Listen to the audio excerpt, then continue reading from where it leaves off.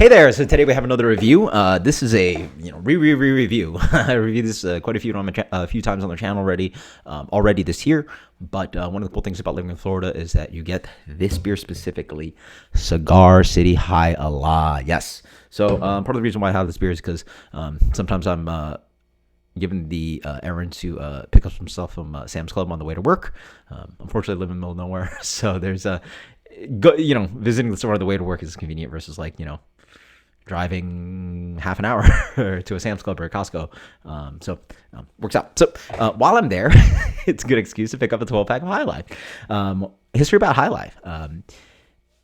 This was a beer that was just always on Beer Advocate. I was like, oh, yeah, there's so many beers back in 2013 and stuff. You see that little picture, it's like, oh yeah, that's their beer. And that sort of like Yellow Rose out of Texas, that's their IPA, or RPM, Boneyard, that's their Pacific Northwest beer.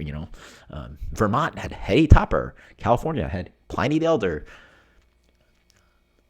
Pennsylvania had Trogs Nugget Nectar.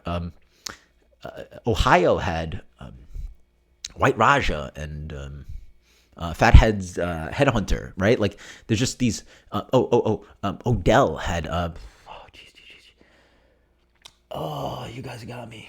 I've had this beer literally once, Odell IPA. I think it's an IPA, and Mercenaries or double IPA, whatever. New Mexico has La Cumbre, right?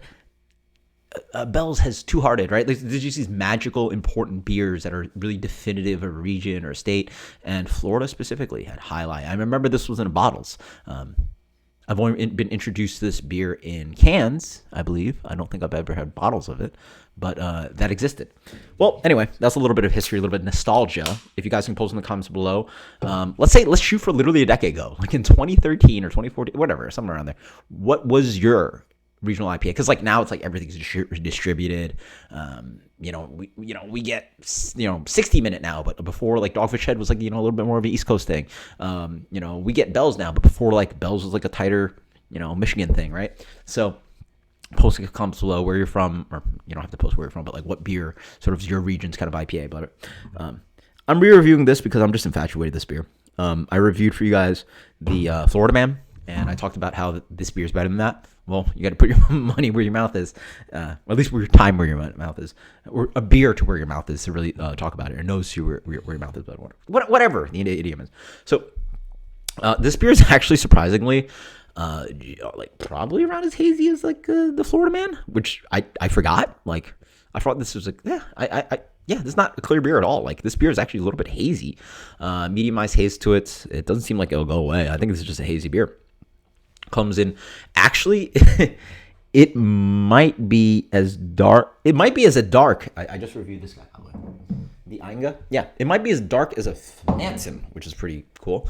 Comes in a deep gold color, off-white head. But hazy, huh? Hazy. Yeah. It smells like a fruit beer, honestly. At Sanford Brewing, we have a peach beer. It smells like peach rings, right? This beer smells like a fruit beer. It smells like they added actual citrus to this beer. Crazy. It's got leafiness, which is fun. Almost I know for a fact that tomato leaf has the flavor and aromatics of tomato. I don't know if tangerines and oranges can do that, but it seems like if it could, it would. Or if it could, it'd smell like this. It smells like leaves of the fruit with the fruit aroma to it, right? It's just oily, and it's so oily too. What is it? Sierra Nevada runs this product called Sidecar, and citrus IPAs and stuff. Some breweries have tried to do that, and it has this pine sol, orange cleaner, orange air freshener kind of thing. This literally, it doesn't make sense to me. This is a 4-ingredient beer, right? It's hops, water, malt, yeast. It smells incorrect. It smells like they've added clementine, tangerine extract into this beer. It's so fruity. And these are the things that I'm looking for, right? Part of why we're hazy IPA is that it's an IPA with hops, but it freaking smells like, passion fruit, mangoes, pineapple, kumquat, right? It's and it tastes like it too, right? It tastes like fruit juice with just hops. And that's what this does. It smells like freaking Pledge, like orange pledge instead of lemon pledge. Like, it's crazy. Cheers. Beer makes no sense. Oh yeah, man, this beer is good. Huh. People ask, how do you like Florida? The taxes are great, and there's Alai. If I had to list the top 3 things about like the state of Florida, or at least where I live, easily taxes is number 1.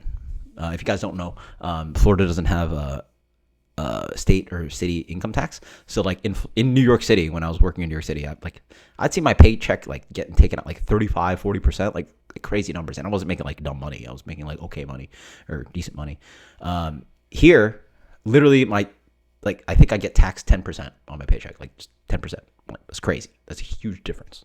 To think about that, like you'd have to make 25% more money just to compensate for that. Like, and 25% is huge. You know, like imagine you're making, let's just say your job's a pretty good job. You make $100,000. 100 to 125,000 is a huge difference. So anyway, that's the number 1 reason to live in Florida. One of the top 3 is got to be Alai. It's just got to be. It's just got to be. This is everywhere. You find it in gas stations. You can find Publixes. You can find it in. This is like the popular supermarket down here. You find any supermarket, and the cool thing is that those stores rotate the beer pretty good. Like I would not trust something like Total Wine or your random beer store or something like that. The highest rotation is going to have the freshest beer. So again, the freshest beer I've honestly found is probably places like Publix or the gas station, because people buy through the beer and they have to flip it over like boom, boom, boom, week after week. This I bought a couple weeks ago. Yeah, when I bought this was actually not that fresh, but let's go with like 4 or 5 weeks, which is okay. But then again, I live like I could get to Tampa in about an hour and a half. So ideally, I figure out where to get this beer like a week fresh, right? That would be the freaking goal. But oh my god! So the first thing you notice, this beer's not necessarily that bitter. And the other thing you notice about this beer is that it does play a little bit West Coasty. There's this pithiness. Like I remember just like early on getting into IPA, getting into craft beer, and you have to grow my bitterness palate. And this beer has a bitterness to it. But I remember the bitterness back then was always just like grapefruit peel. Everything was grapefruit and pine. Now that's obviously different with hazy IPA and other beers out there, and the other new hops, but grapefruit and pine for days. Yeah, I mean, but specifically here, more pithiness, not really that much pine, a little bit of that pine bitterness on the back end, but really just a lot of citrus pithiness and the bitterness of citrus. Clean, smooth. Oh, that's the other thing I'll talk about. There's a saturation of hop character. A lot of beers can offer bitterness, aromatics, blah, blah. But there's an extra textural element and like almost like an umami thing that some hoppy beers can do. Specifically, Heady Topper can do that, and some of the Roaring Table beers that are reviewed. It's a sensation. It's again, it's like umami. It's hard to describe. But it's as if like, how do I describe this? There's an extra element of just like hop saturation. Saturation is a word a lot of people use, but it's like there's flavor and then it lingers and there's an oily characteristic. I mean, here's a good analogy. Yeah, there you go. Sort of like when you eat like fried chicken or something really deliciously greasy, it can be crispy and fatty and meaty, but then there's an extra element of that grease and oil that sort of like saturates your lips and your fingers and obviously the inside of your mouth.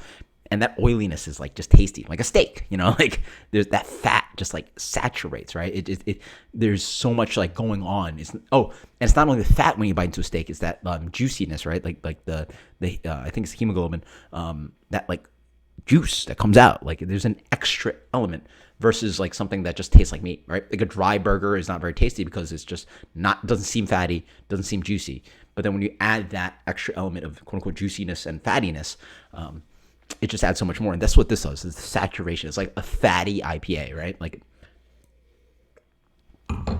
tangerine, grapefruit, oranges. It's like tropical oranges too, so it's like almost like curacao oranges. Like there's almost like a curacao kind of like triple sec kind of thing going on. And then it has that kind of thing that I was smelling, where it's almost like Orange Pledge. It's almost as if they've added like orange extract to the beer to get really saturated, but it's really hops. And somehow they've gotten these hops to just like push and push and push to get so fruity, juicy, oily, saturated hop flavor. And get a nice kind of like, lingering kind of like a pine flavor that comes in the back end. And there's just, and so what this beer has also is the crystal malt. It has a malt attached to it. So that kind of sweetness of the malt really pushes this emphasis of sweetness. Like the beer's not sweet, but the fruitiness is so sweet. But again, the beer's not sweet, right? Like you get because you can have things taste like dried fruit, but this is juicy fruit, right? This is freaking pulpy citrus, oily citrus, and so that's where you get the sweetness from, that flavor, or that flavor. But the taste is not that sweet. But then you get bitterness with it, and the crystal malt is actually sweet, so it plays as that kind of complement with the super oily, saturated citrus with that kind of sweet crystal malt in here. And it's balanced out by really nice bitterness.